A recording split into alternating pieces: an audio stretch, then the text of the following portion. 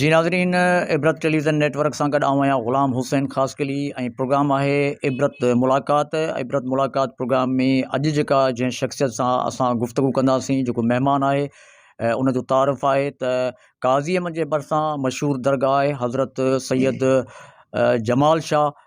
उन जा सजादा नशीन आहिनि सैयद इमरान शाह। उन सां गुफ़्तगू कंदासीं त जेको दरगाह आहे उन दरगाह जो पस मंज़र ऐं उनजो उर्स मुबारक बि जल्द शुरू थियण वारो आहे। उन हवाले सां अचो त उन सां गुफ़्तगू कयूं। साईं अस्सलाम वालेकुम। वालेकुम सलाम। साईं इहो ॿुधाइजो त जेको दरगाह हज़रत जमाल शाह आहे उनजो तारीख़ी पस मंज़र छा आहे ऐं इन जो जेको उर्स आहे उहो कॾहिं खां शुरू थियो, इन हवाले सां।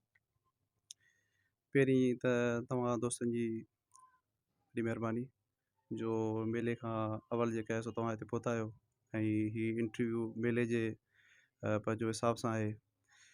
अच्छा, हीअ जेका आहे सो 207 उर्स मुबारक आहे। 207 उर्स मुबारक। पहिरीं त मां ॿुधाईंदो हलां त हीअ उर्स हीअ मेलो न हो, पहिरियां हीअ हो उर्स। जीअं महिवार कंहिं दरगाह ते को सूमार लॻंदो आहे, किथे को जुमो लॻंदो आहे, त हीअ ईअं असांजे वॾनि जो साईं हाजी जमाल शाह, जेको हज़रत हाजी जमाल शाह असांजो पहिरियों वॾो बुज़ुर्ग आहे, जेके साईं जन उच्च शरीफ़ मां हिते आया। उन्हनि खां पोइ साईं जो ही उर्स मुबारक 207 उर्स मुबारक माना हीअ जेको आहे लॻंदो 206 उर्स थी चुका आहिनि। पोइ उर्स जीअं ॾिहाड़ो मल्हाईंदा आहिनि त ईअं ॾिहाड़ो हिन दरगाह ते पहिरियां थींदो हुयो ऐं दरगाह जी पूरी जेका मुरीदिया जेका जमायत आहे उन में शरीक थींदी हुई ऐं उन हिसाब सां पढ़ाई बि थींदी हुई दरगाह ते ऐं उहे फैज़ वठणु ईंदा दरगाह ते, उनजो अक़ीदो हूंदो त उहो उर्स थींदो। पोइ बाबा साईं जेका आहे सो हुनखे मेले जी शिकल ॾिनी ऐं बाबा साईं हिन खे मेले जी बुनियाद ते पहुचाइण बाबा साईं क़ुर्बान शाह असांजो जेका आहे सो वाल साहब, सो ही महिनतूं उन जूं आहिनि। उन खां पोइ हींअर ताईं शुक्र अलहमदिल्ला ही मेलो लॻे थो जेको सिंध में तमामु कामयाबु मेलो थिए थो ऐं सिंध में मुंहिंजे ख़्याल में त हर माण्हू खे तक़रीबन ख़बर आहे त जमाल शाह जो मेलो लॻे थो ऐं पूरे ओवरऑल पूरे पाकिस्तान मां माण्हू अचनि था हिन खे पंहिंजो घुमण लाइ, इंजॉय करण लाइ पूरे पाकिस्तान मां अचनि था माण्हू। हींअर 207 उर्स मुबारक थियण वारो आहे।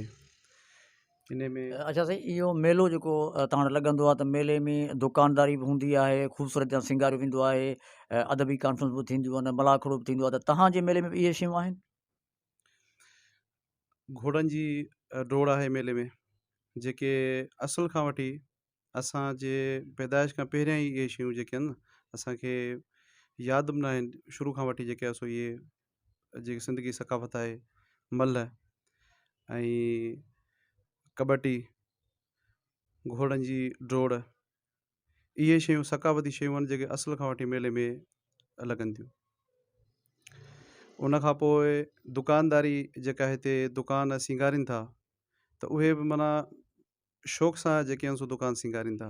ऐं तव्हां ॾिसंदा हूंदो त जेके बाज़ारूं सिंगारीनि था, हालांकि सिंध में ॿिया मेला आहिनि पर हुननि जो शौक़ु हूंदो आहे त हिते असां कॉम्पिटिशन बि हूंदी आहे हुनजी ऐं हुननि खे बाक़ाइदे इनाम ॾींदा हूंदा आहिनि। 3 इनाम हूंदा आहिनि, 1st, 2nd, 3rd दुकान सिंगारण जा इनाम ॾिना वेंदा आहिनि ऐं हू कोशिशि कंदा आहिनि त उहो इनाम असां वठूं। सो उन हवाले सां ख़ूबसूरती मेले में तमामु घणी ईंदी आहे ऐं हींअर मेलो वेझो आहे त हाणे हींअर खां ई माण्हुनि जेके आहे सो एरिया वाइज़ जेके आहिनि सो जेके ग़रीब तबिके जा माण्हू आहिनि उहे बि हिन खे शौक़ सां मल्हाइनि था, इंजॉय कंदा। छो जो ईद वारो हिकु ॾियारो थियो त उहो पंहिंजे घर में कोशिशि कंदा पंहिंजे बचड़नि सां मल्हाइनि था। त हीअ 4 ॾींहं जी तयारी कंदा आहिनि, कपिड़ा वठंदा आहिनि, तयारी कंदा आहिनि, शॉपिंग कंदा आहिनि ऐं 4 साहिबु इहो मेले जे मौक़े ते जेको आहे सो जेके ज़ाइरीन तव्हांजा मुरीद आहिनि, शौक़ीन आहिनि, उन्हनि लाइ को पैगाम?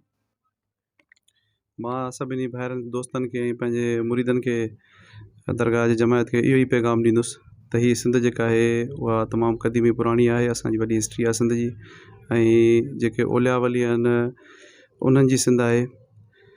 ऐं दरगाह ते पंहिंजो जेको आहे सो जेको मेलो लॻंदड़ आहे असांजो हींअर पंहिंजो तयारी हले पई, त उन लाइ ईंदड़ मेले लाइ मां सभिनि दोस्तनि खे दावत ॾियां थो पंहिंजे मेले जी ऐं फैज़ वठंदा रहनि ऐं सॼी उमिरि उन्हनि खे दुआऊं जेके आहे सो थींदियूं पियूं ओलिया वलीअनि जूं, उन खां वठंदा रहनि। जी नाज़रीन, असां गुफ्तगू कई दरगाह हज़रत सैयद जमाल शाह जे सज्जादा नशीन सैयद इमरान शाह साहब सां। ईंदड़ प्रोग्राम में कंहिं ॿिए महिमान सां मुलाक़ात कराईंदासीं। साथी रिपोर्टर फारूक जुनेजा सां गॾु ग़ुलाम हुसैन ख़ासकिले खे इजाज़त ॾींदा। अल्लाह हाफ़िज़।